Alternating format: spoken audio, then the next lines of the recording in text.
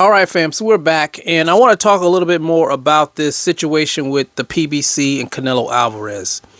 Now, you guys know the rumor is that the PBC, Al Heyman and the PBC, does not want to pay Canelo Alvarez $35 million to face off against Jermall Charlo this coming May. They would rather him face off against Jaime Munguia.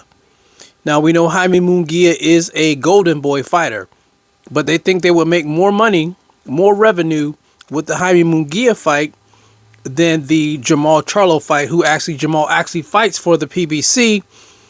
And I have to agree with that. They will probably make more money. And here's the thing. I hear a lot of people saying, well, Canelo Alvarez does what he wants to do. And that's fine and dandy and all. But these platforms are waking up. They're not going to pay you $35 million for a fight that no one wants to see, that they're not making a profit from. Because let's face it, these platforms, they're putting on these fights. They want to make money. It's just not about the fighter making money. The platform has to make money too. So it has to make sense. And them giving Canelo Alvarez $35 million to fight Charlo doesn't make any sense when it comes to a business. I think a lot of people just don't understand that. They just think that, Canelo Alvarez deserves what he, gets no matter who he fights. And it's just not how boxing works.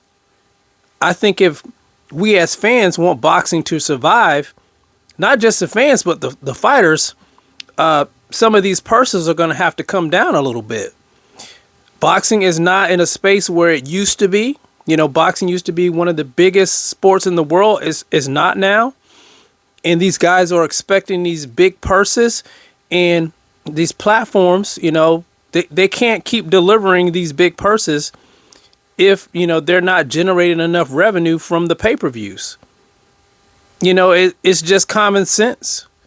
So, yeah, I would not pay, if I was Al Heyman, I would not pay Canelo Alvarez $35 million to face off against a guy who's been out of the ring for damn near 2 years, who's going through a lot of mental health issues, and it's a fight that's guaranteed not to be competitive.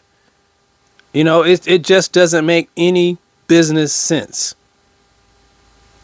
But like I said, I think these fighters have to come to the realization is that, the big money is over with unless they go over to Saudi Arabia and make the fights in Saudi Arabia under Turki Al-Sheikh. He has money, but as for here in the United States, in Europe, the zone and all those places, I think that gravy train's going to eventually come to an end. They're going to have to take what they can get, in my humble estimation.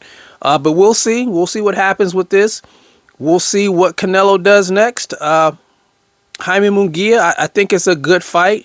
It's not the David Benavidez fight that everybody wants, but it's a better fight than Jermall Charlo, in my opinion.